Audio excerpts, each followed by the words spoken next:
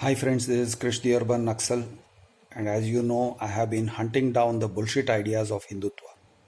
All religions have bullshit ideas, but the bullshit ideas of Hindutva are especially relevant today because of the political environment. So I have been nailing them. This is bullshit number 10. Hindutva bullshit number 10 is SONE ki Chidiya. SONE ki Chidiya means the golden sparrow or the golden bird. Now, what does this idea contain? This idea is a collection of bullshit ideas. The idea basically means that India has always been a sort of a golden bird which attracts hunters, which attracts exploiters, which makes people want to go after it. And this SONE ki Chidiya has always been hunted down by foreign invaders and exploiters. The basic concept is that India is a place of great glory. Now, the borders of India are very poorly defined because at one point of time, India meant what today is Afghanistan. Gandhara was Kandahar. Okay. But we don't want to look at all those details. We are just going to stick with the idea of India. And the Hindutva bullshit is that India was a land of great riches where every man was very happy. Every man, woman, and child were happy, basically roaming around free. They were independent. If we were not a democracy, we were almost a democracy. The kings were all benevolent. The rulers were like Rama, so we had Ram Rajya, and basically there was prosperity everywhere. People rode on horses and elephants and wore silk and had gold jewelry and traded, and the kings gave justice in their courts, darbars, and basically the whole thing looked like it came straight out of Tenali Rama, the serial. So basically, Hindus were the only thing that were there before the evil invaders came along. And who are the evil invaders? At first, it was the Mughals, the Muslims. So the whole idea is that Muslims and Islam are foreign to our land, and every Muslim basically is painted as an invader. Nobody wants to accept that Muslims were also Hindus. That doesn't fit with the whole SONE ki Chidiya narrative. So the SONE ki Chidiya narrative is that Hindus, the original inhabitants, were looking all cute and nice, and they were like the people in Tenali Rama serial, or the people in Amar Chitra Kathas.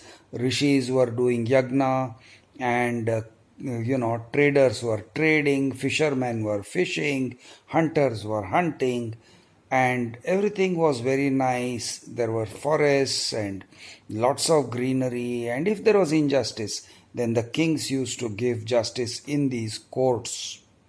The darbar was the place where you could get justice. So all you have to do is go and say, Maharaj, please give me justice. And the Maharaj then proceeds to give you justice. This is the kind of India we all lived in until the invaders came along. The evil Muslims at first, who came and subjugated the Indians and robbed them of their riches and pillaged them. It is another story that the Mughals actually came and settled in India. They didn't just loot and run off to Central Asia. So people like to remember Mahmud of Ghazni and Mahmud of Ghor, and how many camel loads of gold he took from the Somnath temple, and so on and so forth. So these are the kind of narratives. And then after these guys came the British. And the British looted what remained of India's riches. So we were left in rags and tatters and poverty. Now this is the SONE ki Chidiya narrative. The idea is that we should now make progress by going back to being the India we used to be. And therefore, we should more or less expel or subjugate the invaders. This is part of that narrative. It is not spoken, it is not written anywhere, nobody wants to talk about it. But the whole narrative is that Muslims don't belong here. Christians don't belong here. Christians can be easily conflated with the British. We should basically return to looking like a Tenali Rama, TV world, the Tenali Rama universe, or the Ram Rajya universe. So, what would the Ram Rajya universe look like? Well, every man, woman, and child would be very educated, but they would be walking around in dhotis. Men would be walking bare chested with maybe a shawl over them, and women would be wearing saris but walking bare feet. And we would be highly technologically advanced. We would have computers, of course, but they would all be in Sanskrit. Everybody would be speaking classical Sanskrit. That's the whole image. And then there are a few more invisible aspects of this SONE Ki Chidiya bullshit. The SONE Ki Chidiya bullshit has ideas which are completely unscientific, completely unproven, but we insist that it's all true. What are those ideas? So let me spell them out for you. There is an idea that our ancestors, the ancients, lived much healthier lives than we did. Nobody wants to look at the fact that we eradicated polio, and it's modern medicine that has eradicated polio and modern medicine that has eradicated smallpox, not Ayurveda. But the whole concept is that Ayurveda kept everyone healthy and happy, and everybody was basically looking like perfect human beings. And modern medicine came along, and modern world came along and basically spoilt it. And now we have illnesses because modern medicine. And we have unhealthy lifestyles because modern medicine. So every Hindutvavadi has yarns that sound like, you know what, my grandfather was a real man. He could drink 2 liters of ghee and he would not even burp. And he was so strong. Now, this grandfather died at the age of 60 or 70. But you don't want to talk about that. You want to say, but he could walk 20 miles per day. This is the kind of narrative, you know. Women then were real women. They were cultured, they were pure, they were virginal, okay. And they knew their place in the scheme of things.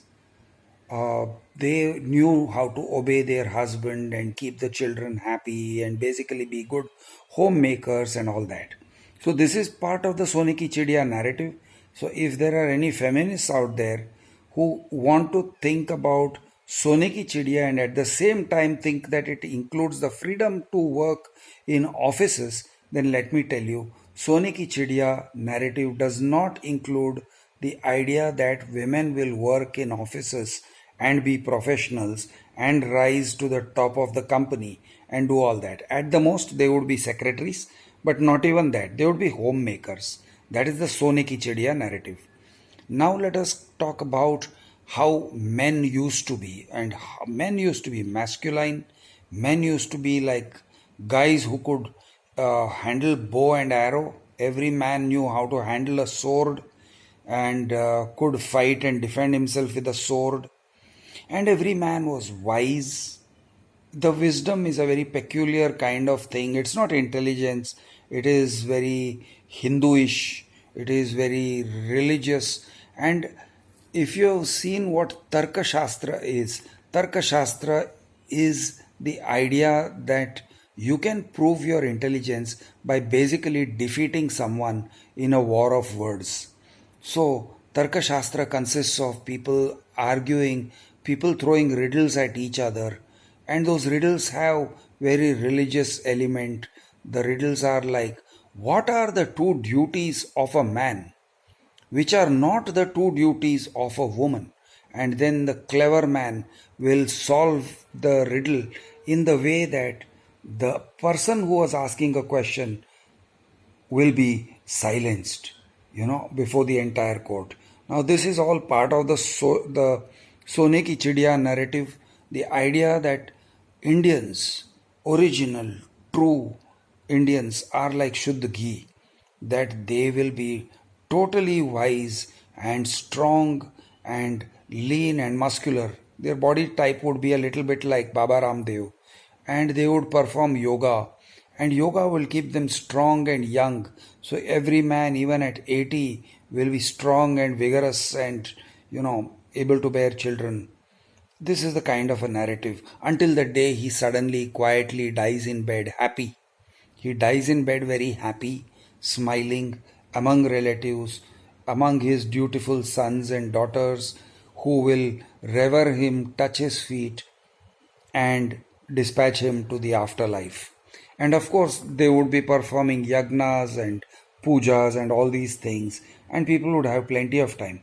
But please remember, all this has to also coexist with modern life. So we might go back. The whole vision that is being put forward before us is, if you have Sone Ki Chidiya, then you will be living a modern lifestyle, but at the same time with the goodness of the ancient world, the goodness and the purity and the Hindutvaness of the ancient world. So we would definitely all be wearing dhotis and speaking in Sanskrit, and women would be obedient to men, and there would be kings, and the kings would be wise like Rama, and wise and righteous and all that. They will not exploit the public, but they will be automatically generous and kind and wise, and they will have plenty of time for the people. This is the Sone Ki Chidiya narrative. Now, there are some irrational elements also within the same Sone Ki Chidiya narrative. We have this belief that our ancestors, distant ancestors, used to be giants, like they were literally 20 feet tall. Why those 20 feet tall skeletons have not been found, you don't want to talk about that. And our ancestors used to live for 200 years, 400 years, 500 years, 1000 years. So when you talk about Mahabharata, the characters, if you just look at the lifespan of those characters, 7 years they were in Vanvas, and 7 years they were in Agyatwas, and then they did this, and then they fought the war, and then after fighting the war they lived for so many years.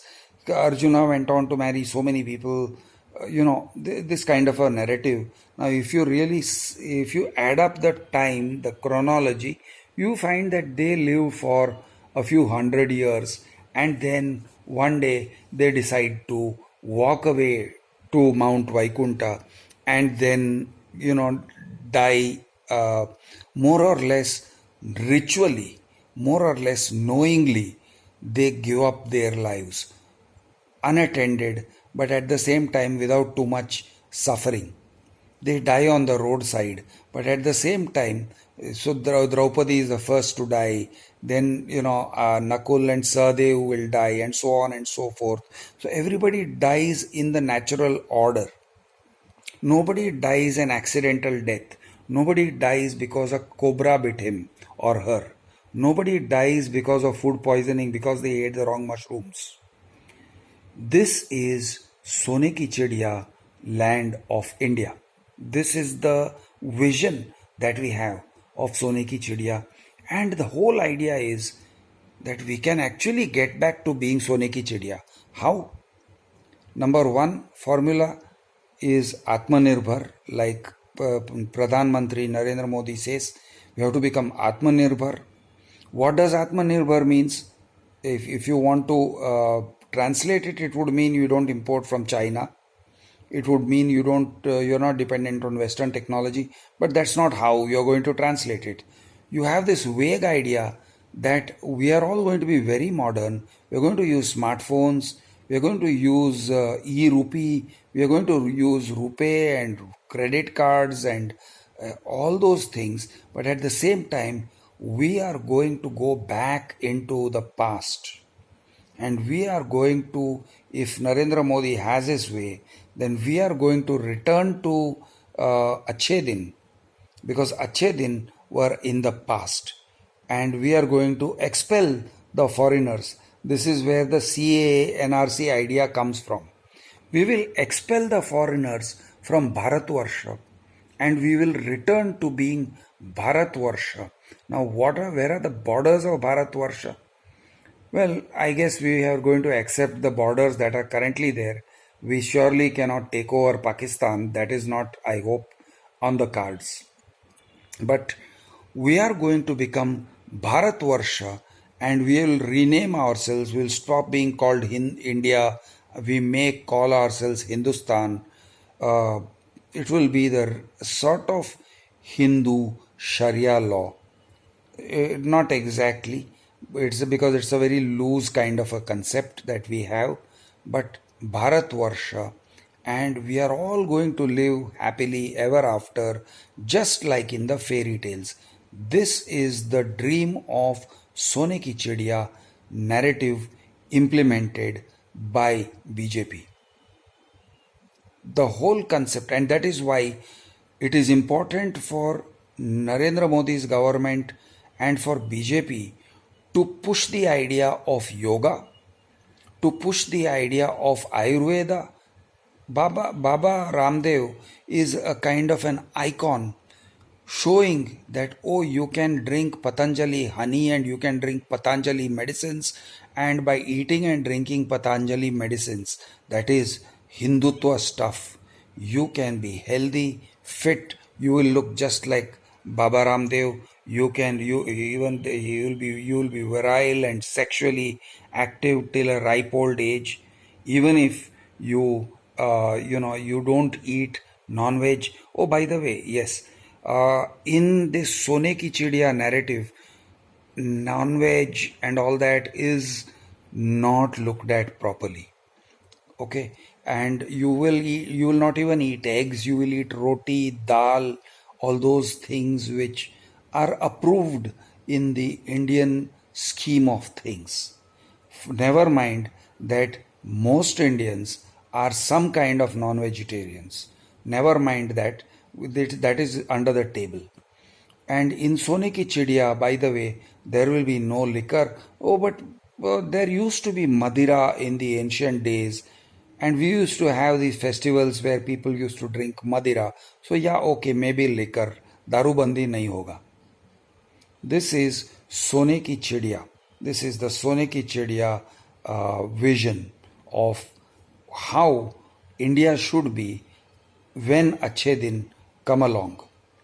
I wonder if those Achhe Din will come along after the 2024 elections or after the 2029 elections, or if the elections are totally abolished and Narendra Modi becomes president and prime minister rolled into one, and he becomes India's great leader, great Poobah for life, divine leader like Rama. And then he can rule hopefully for 400 years. Then we will have Achhe Din, Achhe Din, only Achhe Din, and India's Sone Ki Chidiya status will be restored, and there will be nobody speaking Urdu on Indian soil, nobody even speaking English on Indian soil. Everybody will be speaking Shuddh Hindi and Sanskrit. I wonder what happens to the people who speak Tamil, because somehow Sone Ki Chidiya narrative doesn't have any space for people speaking Tamil, speaking northeastern languages, or anything that looks outside the scope of an Amar Chitra comic or a Tenali Rama serial.